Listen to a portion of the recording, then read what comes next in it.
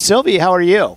I'm doing well. How are you? Good. So I want to talk a little bit about you before we talk about the movie because you're a Columbus, Ohio girl. What part of town did you grow up in? A little all over the place. Yeah.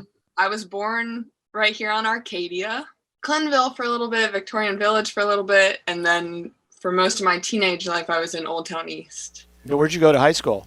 Columbus Alternative High School. Oh, cool. Do they have like a mascot, like a lion or a tiger or anything? Yes, we are the Pegasus. I love it. I love it. I didn't grow up here, but I've lived here a long time, and I feel like ever since I moved here, that this town has a huge inferiority complex when it comes, especially to the kinds of things that you're doing. We just assume that we're not cool at all. Do you see that? Oh yeah, I mean, I remember being in DC.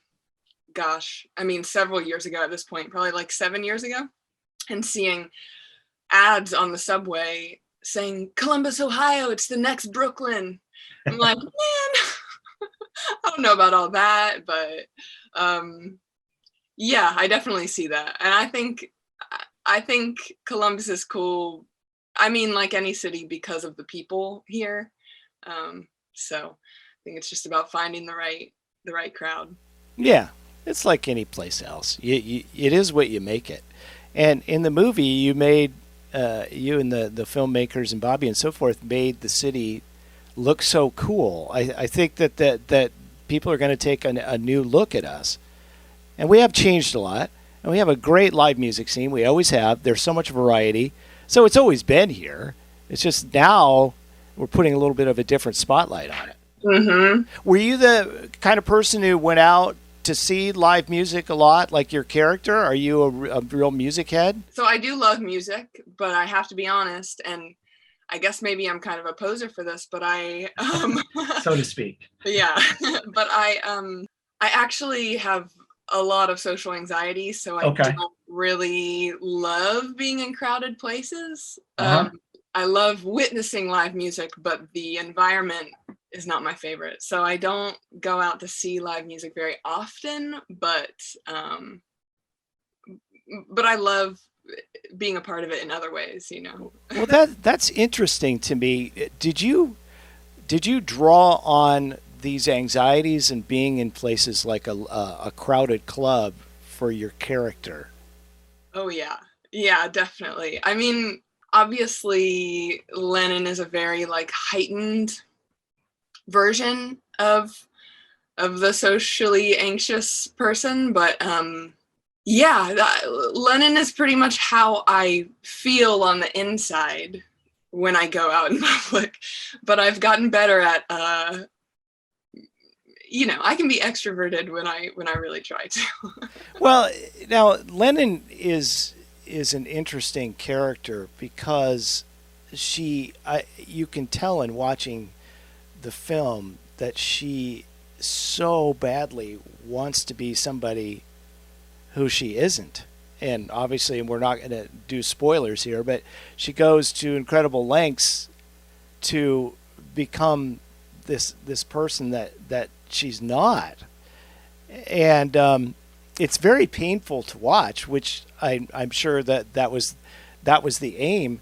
And we don't really know a lot about her backstory. The only thing that we learn about who she is in terms of her relationships with her family and so forth is through her sister, who obviously holds her in great disdain. Thinks that I imagine, well, she's wasting her life and she's screwing around, and mom isn't happy about this. And that's the only clue that we get for her backstory. What backstory for Lennon did you develop in your own mind to help you to reach this character? I pulled a lot from just my personal experiences in like middle and high school, really trying to mask my own personality to become someone I wasn't, which I think a lot of us can relate to on different levels. Aside from personal experience, I did do one semester at SAIC, the School of the Art Institute of Chicago, and couldn't afford another semester, dropped out, didn't love it that much. But I really was thinking about how many like rich kids I encountered who were like, you know, you could tell they came from money, but really wanted to be living the kind of art punk experience. Uh-huh. I gotcha.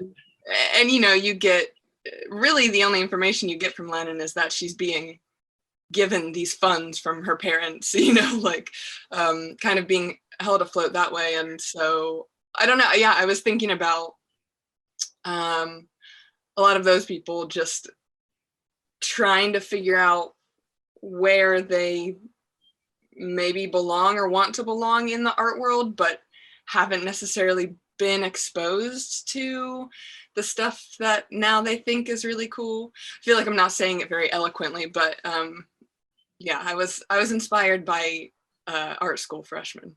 Okay. Fair enough. I gotcha. She seems, obviously she's obsessive. She's obsessed with Bobby Kitten, and we'll get to Bobby, who does such an amazing job in the movie. And I'm going to be talking to her tomorrow, so I need to kind of have you give me a couple of things you want to ask her, if there's anything you want to ask her. We'll get to that.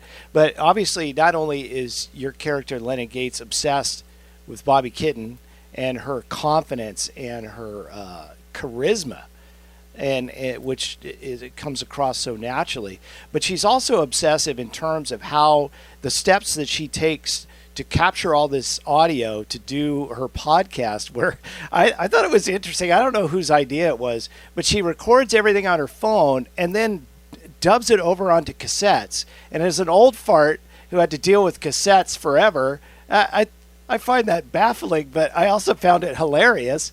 Whose idea was that? Because it's so obsessive and so pointless. Yeah, that was definitely Noah and Ori. Because I mean, honestly, I'm even a little too young to be a cassette person. Right? Why would you? They're not convenient at all. You know? Yeah. But I think they really just wanted the absurdity of it. You know? Yeah. Well, that came across big time to me. I was really entertained by that she was so obsessed. Like, I guess part of it was, well, it's on my phone, but then it's just a bunch of ones and zeros. But if I have it on these tapes and I have it on the shelf and they're all labeled, then, it almost came across as kind of psycho after a while, right? To me, yes, I think in context, it definitely comes across as creepy, especially considering what she is recording a lot of the time. But I mean, it's her special interest, you know. It is an obsession, something she is constantly thinking about. Yeah, and she's making this podcast, and it made me sad to think that, and in fact, she's informed that one important person in the movie hasn't listened to it, and I got the idea that nobody has listened to it, and that made me so sad. Yeah, she's sort of just releasing into the void. Yeah, but that's part of her problems too, that are so, like, they're so touching and so disturbing. If you had to put this movie into a genre, it's really hard to do, isn't it? Yeah. I mean, I've seen it pegged as like a thriller, but I don't even know that captures what, because I didn't really consider it that, but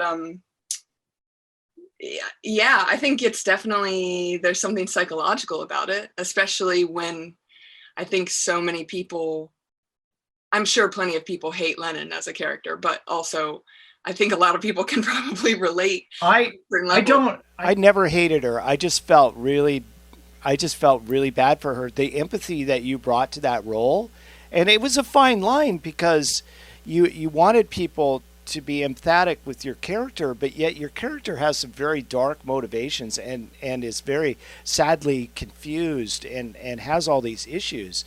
And you can't, in playing this character, you can't just stand there and go, okay, well, I'm going to tell you all my problems. You have to impart those on the viewer, which you did an excellent job of.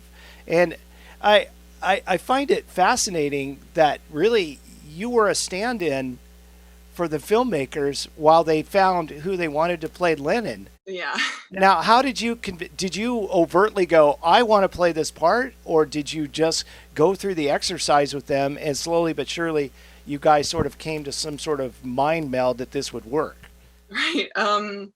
Well, originally they found me on Instagram and reached out to me via email and through a mutual friend, and asked me, like you said, asked me to be in like their teaser.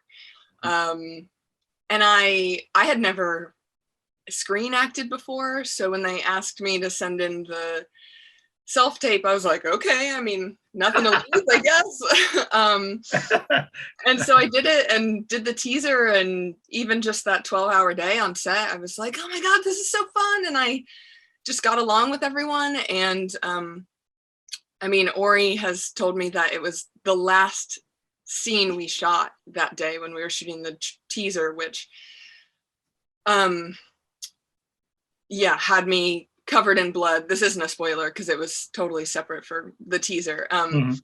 But had me covered in blood and kind of like in the aftermath, reeling from, this mysterious thing I'd done. And so I was like in Ori's house, running up and down the stairs to try to get my heart rate up and stuff. And Ori said it was that last shot where I came up and was covered in blood, and he was like, oh shit, okay, I think we might have our person. But they had me come in and do a reading with Bobby. And it just, the chemistry was there, and the rest is history, I guess. Yeah. Well, they made the right choice. You're so good in the movie, and it's just going to lead to, and we'll get to that here in a moment, what this might lead to.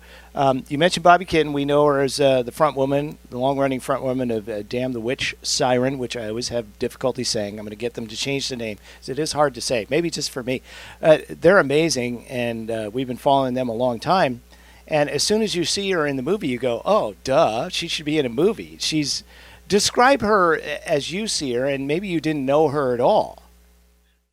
Yeah, we were aware of each other prior to this, but I don't think had ever really interacted. I mean, she's so easy to love. She's so bubbly and high energy and charismatic and just like so kind. And really, I mean, what's interesting is we honestly didn't interact that much on set besides in front of the camera. And it really wasn't until after we finished shooting and especially when it premiered in Tribeca, that we really started talking and kind of becoming friends.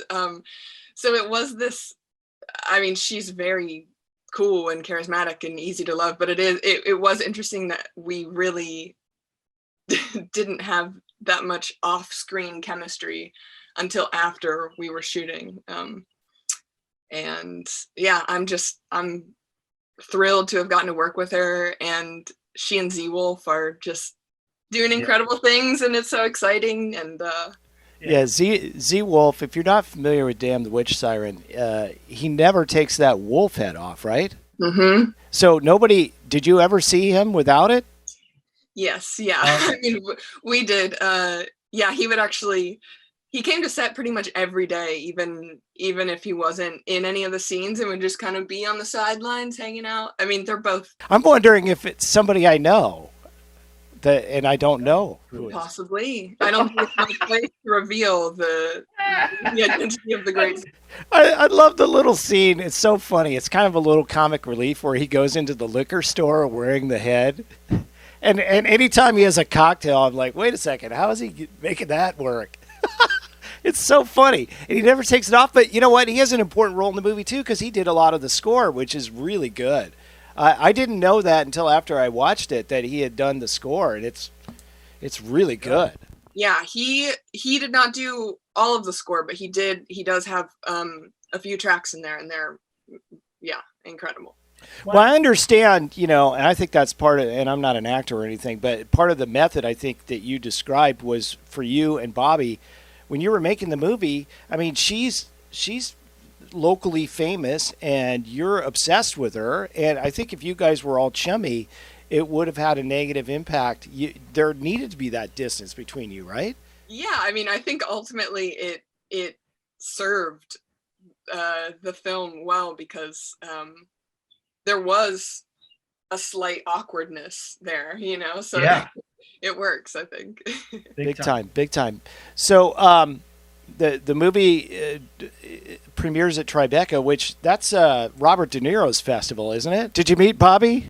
Yeah, no, I didn't, but I did, when it was showing, Brian Cranston was on the panel of judges, and it turns out he was right behind me watching it. What did he say? I had no idea. He was there, so I don't. They don't break it down like that. Well, that's pretty trippy, right? Very cool, yeah.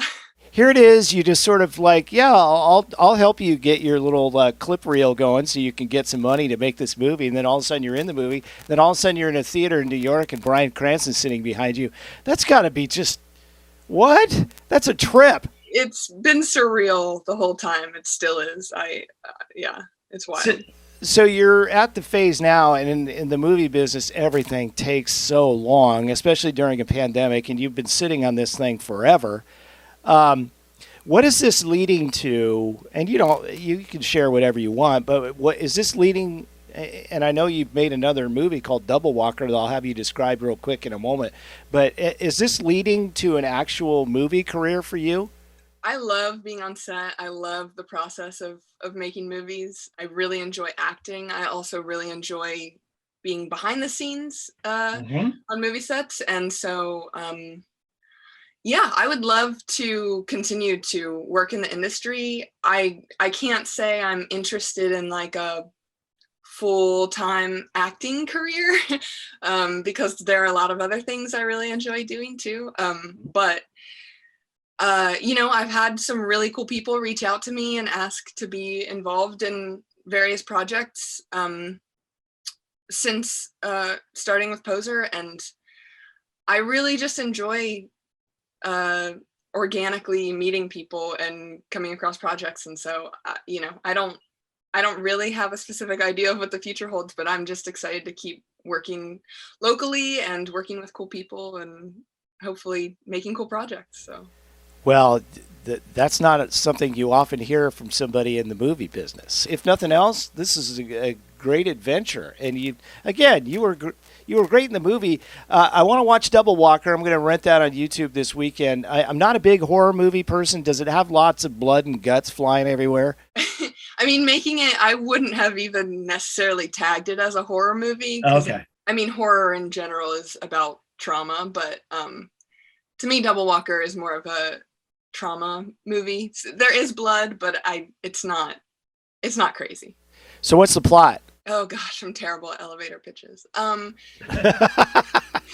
It's all right. You don't have to pitch it to me. I'm going to watch it anyway, but just, Basically, I play the ghost of a young girl who is accidentally murdered and in a domestic abuse situation, and I sort of play the ghost of the woman she would have become. And I love that idea. And so it's sort of this projection of the woman she would have become, exploring the world that she's missing out on. What a great idea. And you were behind the camera on this too, right? I was co-writer and producer. Yeah. That's a great concept. I'm sold. You are good at elevator pitches. I love that concept. Well, thank you. Yeah. All right. Well, enjoy all of this. I think you have a very healthy attitude about all of it. So congratulations on that, because Hollywood has enough neurosis. They need a healthy outlook from people that work in the industry, and you seem to be providing that as well. I have a feeling I'm going to see you in other stuff, though, because you do a great job in the movie, and I think it'll lead to other things if you're open to it. If you're not, that's okay. Maybe I'll go be in a movie. Yeah.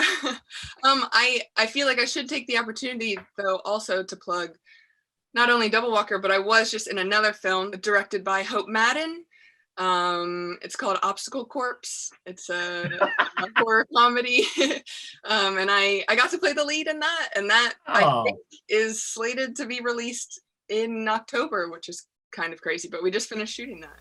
All right, now you've made 3 movies. You're just being humble. You do, in fact, have a movie career.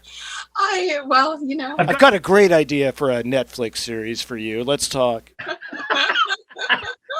Oh, that's awesome. Well, I'm so happy for your success and for doing our humble little town proud. Well, thank you so much. I'm happy to do it. I do love Columbus, you know. I've got plenty of problems with it, but... Well, that's any place, you know. It is, as I said, what you make it. Yep. All right. Well, thank you so much for your time, and nothing but the best for you going forward, and let's chat again sometime.